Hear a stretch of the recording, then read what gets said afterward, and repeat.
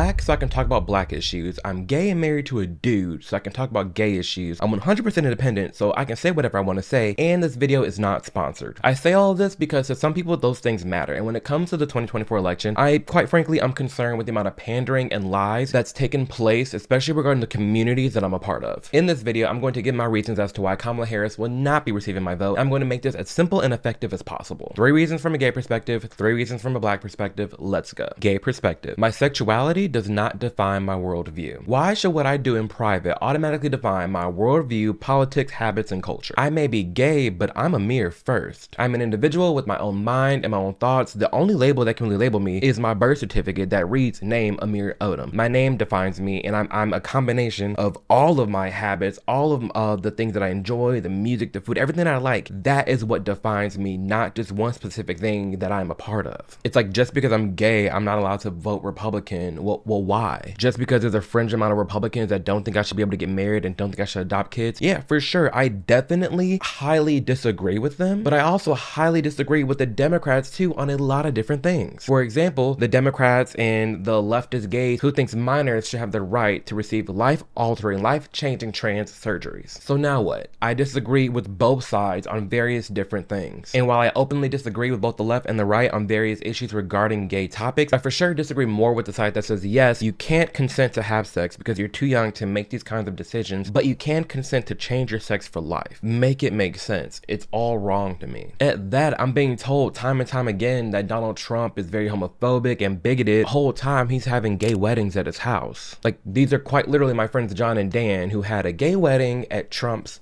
house, yet he's extremely homophobic and bigoted. It doesn't line up for me. I disagree more with Democrats than Republicans when it comes to LGBTQ issues. Like mentioned briefly before, there are for sure things that I disagree with the Republicans on and the things that they advocate for regarding gay issues, but regarding what the Democrats push for, regarding what the Democrats are doing, I actively disagree with them way more. Here's some quick examples regarding this stack of books that I have here.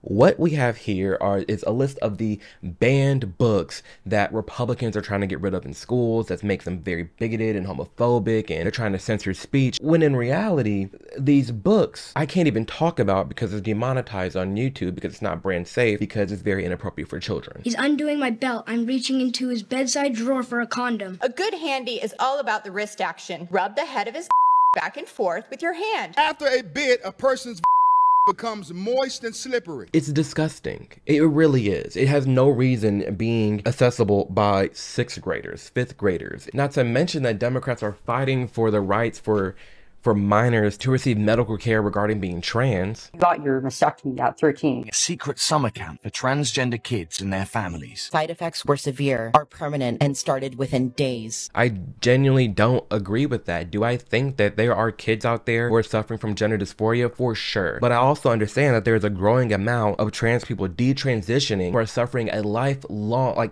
for life, they're dealing with side effects from transitioning. Whole time, they feel like it was a mistake because they did it too young as a minor, because they didn't really know how they really felt about their own lives. The problem with me starting it so young was not only that I couldn't consent, I couldn't really fathom the full picture of things. I'm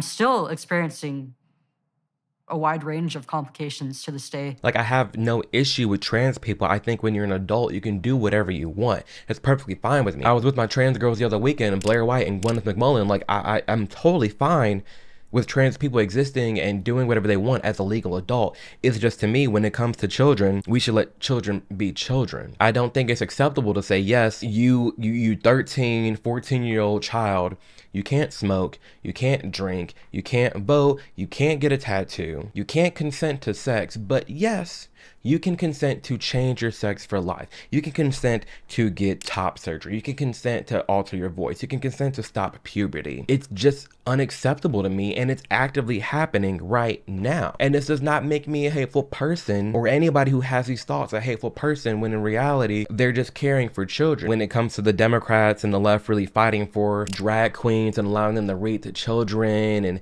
having drag parties and performing in front of children, I'm not homophobic or bigoted for thinking that that is inappropriate and wrong. And neither are you, whoever's watching this and feels the same way. The footage is here. It's actually happening. It is a thing where you have drag queens dancing, twerking, doing splits, and frolicking in front of 5 and 6-year-olds.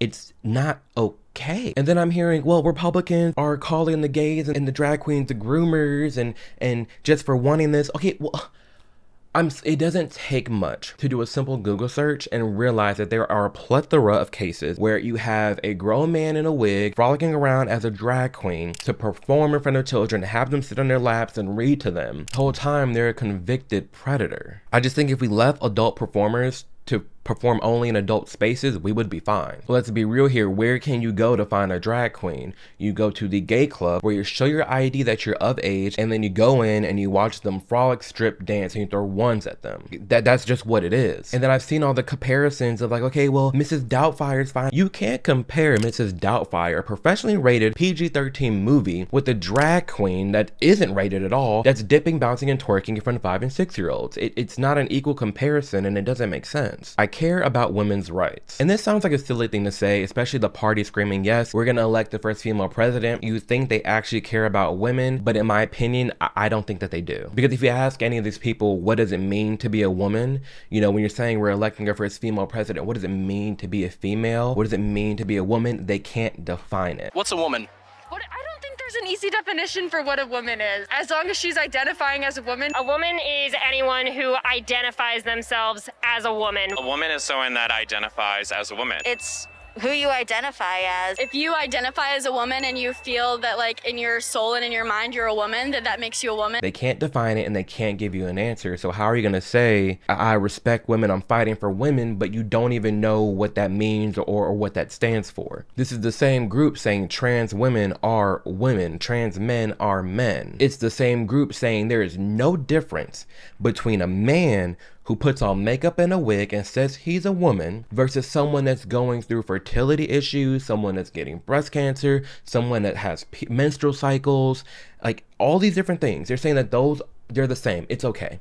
A woman is a woman is somebody who identifies as a woman, and that's it. Like, I'm sorry, I respect women enough to not erase them. Women have fought so hard day in and day out to receive their benefits, to receive their rights, to be seen as equal to men in society, so much so that they're doing just that. Men are taking over and replacing them right before all of our eyes. Because again, if you're arguing that men can be women and women can be men, then that makes us all equal. And if that makes us equal, then why not just get rid of female bathrooms? Why not, or in locker rooms? Why not just have men and women put all together? It's fine, it's okay. Why have women's sports leagues? Why not just have sports league? Why not just have basketball? Why not just have wrestling? Why not just have football? Like, why not just put everything together since there's no difference at all? Like, for example, Kamala Harris is in support of gender identity equality, which means, you know, we have to go back to, it's not like how it used to be where it takes effort to be trans. Anybody can be trans nowadays. In 2024, anybody can say that they're the opposite sex and it's okay. You don't need the hormones, you don't need the pills, you don't need the surgeries, you don't need anything. You can just say you're a woman and that is okay. So that's our baseline now, which is way different than what it was 10 years ago. Under gender identity equality, you can have a group of 18-year-old guys in college just say, oh, I'm identifying as a woman, I deserve to be roomed with a female because I am a female too, and then boom, they're roomed together. Is that what you really want? Do you think that that's okay? Because remind you, you're not hateful for thinking that it's not. That actually is insane. It is insane that we are fighting for equality so much that we're forgetting about what makes us different and unique in the first place. None of this is hateful. It's literally just that none of this makes sense. I mean, we quite literally have women getting pregnant in jail because they were housed with trans women in jail. How are we just saying that this is okay? When it comes to the modern day LGBTQ community in 2024, as a gay man myself, I am not aligned with this community. I have nothing to do with this community, and I want no part of it. And there's a lot of other gay people who feel the same way. The modern day LGBTQ community does not respect me. It does not speak for me.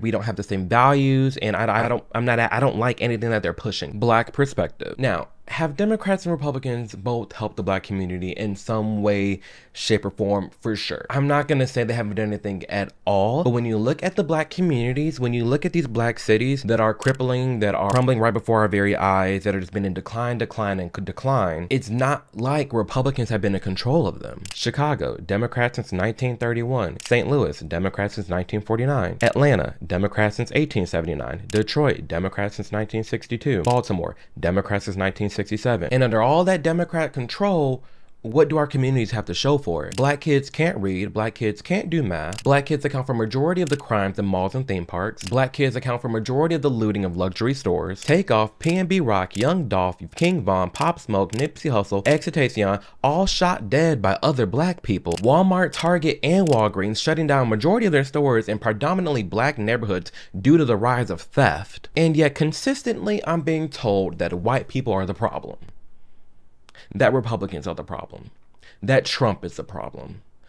No, we are our own problem, and I'm tired of putting the blame on everyone else but ourselves, and that doesn't make me a self-hating black man, that doesn't make me a coon or Uncle Tom. That I'm looking at the data, I'm looking at our neighborhoods, I'm looking at what's going on. How and why are we blaming everyone else for the issues that's going on right now today? Skin color does not matter to me. My melanin does not define my mindset. Why should someone's skin color push me or motivate me to vote for them? Sure, it may be cool to have a black female president, but what are the values that they have? What are they pushing and advocating for that you really do like? Besides, it's funny that if a white man says, oh, I'm only voting for the white man because we need a white man as president, we would call him racist. But on the flip side, because someone says, oh, we're voting for the black woman, we need a black woman as president, that's just seen as okay, it doesn't make sense to me. If Donald Trump put out a statement that said, if elected, I'm giving white men and white men only this laundry list of benefits, and it's only for them, no blacks allowed, there would be endless amounts of uproar about bigotry and racist and systemic racism and Klansmen, the whole nine. But that's exactly what Kamala's doing. She's doing exactly that. For black men and black men only, you get the grants, you get the weed, you get the health care, you get all these things. That seems pretty racist to me. From what I can tell, Trump cares about Americans as a whole, and he cares about the different communities and races, but he includes other people, you know. He focuses on low-income areas, and that includes the low-income whites, the Hispanics, the Asians, the blacks. You know, he's focused on all these things. Meanwhile, Kamala is pitting all these races together and giving out different benefits based on whose skin color is what. Like, that's crazy to me. And then when you ask people, okay, you know, they're telling me, yes, you're voting for a racist man, Donald Trump is racist, and you ask them how, I'm being told things that have been debunked, or being told things that black and Hispanic people actually advocate for and respect about them. Hell, the founder of BET, Black Entertainment Television, even spoke highly of Trump. I came away from that meeting understanding that President Trump is committed to reaching out to African Americans. And in the course of my conversation with them, we talked about a number of issues, if implemented by President Trump and his administration, will demonstrate that African Americans have something to gain by establishing a common ground with President-elect Trump and his administration. There's plenty of Hispanic people who want to build a border wall, who want to protect our nation's border, but also actually do proper reform on legal immigration. That doesn't make them racist or bigoted or hateful. That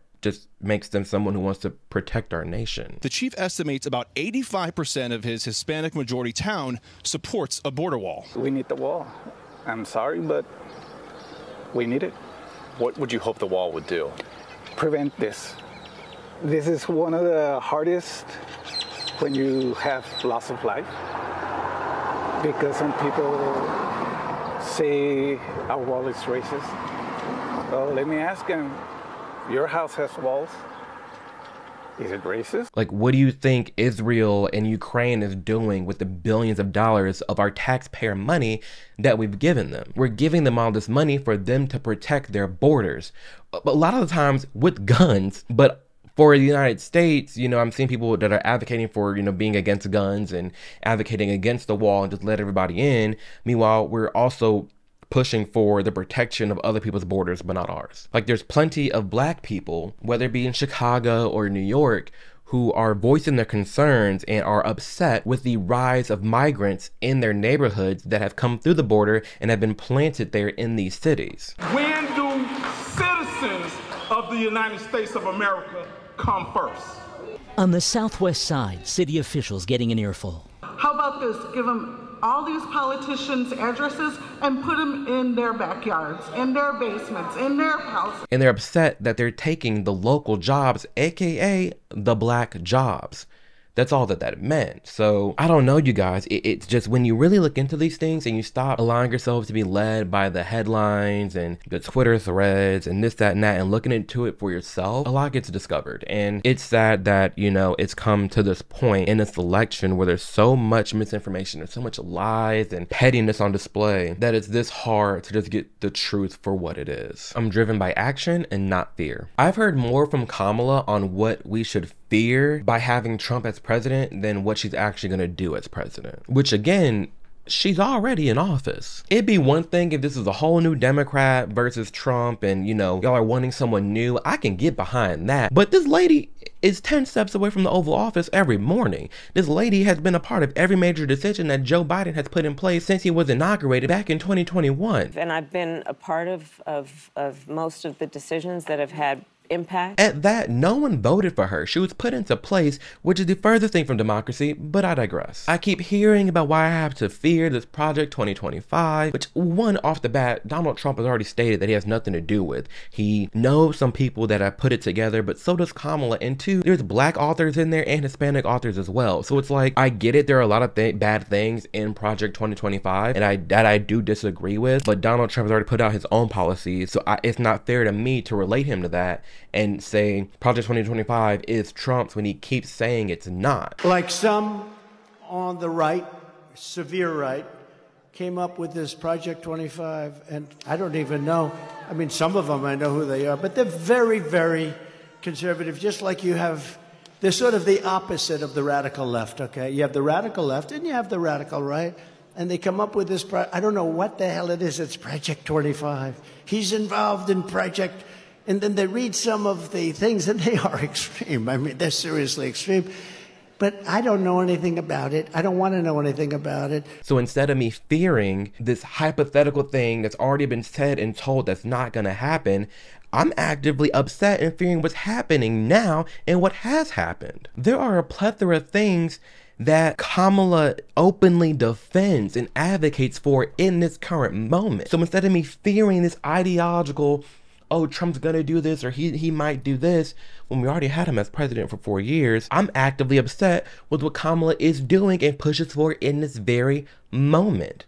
Again, I'm led by action and not fear. You know, Kamala claims that no one's having abortions at 9 months. Meanwhile, her VP, Tim Walz, has made it effectively possible for women to get an abortion that late in his own state. I want to clarify what the law is there in Minnesota. Abortion Finder, a website that helps women find access, says abortion is legal throughout pregnancy in Minnesota. There is no ban or limit on abortion in Minnesota based on how far along in a pregnancy you are. You signed the bill that makes it legal through all 9 months. Is that a position you think Democrats should advocate for nationally?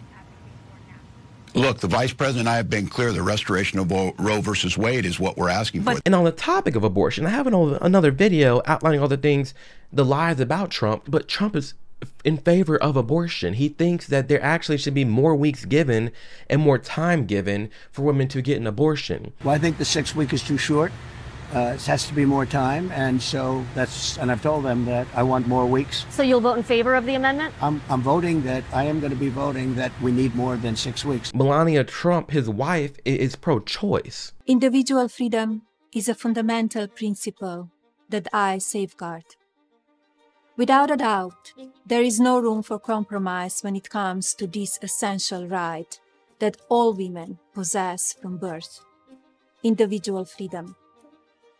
What does my body, my choice really mean? Trump's already said he's not gonna do a federal ban on abortion. Wouldn't support a national ban. No, I wouldn't support a national ban. No, I would not. You know, he is definitely fine with abortion regarding rape and incest. But I believe in the exceptions for rape, incest, and the life of the mother. I think it's very important. So it's like, just look into the things that Trump is saying instead of being told the things that he says. You know, I go directly to the source, and I have no reason to talk on my Told you this before. There's no motive for me. I mean, literally, I'm just getting these things from the internet and what the people are actually saying. Just stop allowing yourself to be told these things and look into it for yourself. It's like, I can't say this enough. Instead of fearing what could happen, I'm actively fearing what is happening now. I'm led by action and not fear. I'm not gonna be fearful of what could happen when these coulds have already been told that it's not going to happen. I don't like what's going on now. What things the last 3 to 4 years have gone on that you're just so overjoyed with that you want to keep it going? Please, I want to know. That's it. I'm done allowing my identity to define my entire worldview. I'm done letting me being black control how I view the world and who I vote for. I'm done letting me being gay define how I view the world and who I vote for. I'm completely done in this nation trying to tell me as a black and gay guy how to feel at all times of the day and how bad things are. It is a disservice to my gay uncle, who, rest in peace, died during the AIDS epidemic, to sit here and act like it is so hard, woe is me, being an openly gay man in America in 2024. The life that I live right now is what he dreamed of. It is a disservice to all my ancestors who are buried underneath me right now on this plantation in the deep South to sit here and act like I have it so bad, woe is me as a black man in America in 2024. The life that I live is what they it's what they dreamed of. I'm tired of the victim narrative. I'm tired of the woe is me, oh, being black, oh, being gay, and we have to go for Democrats this, they have our back, they're gonna support us, the black community, the LGBTQ community. No, it's as we've gone through this video, they don't have my best interests at heart, personally to me.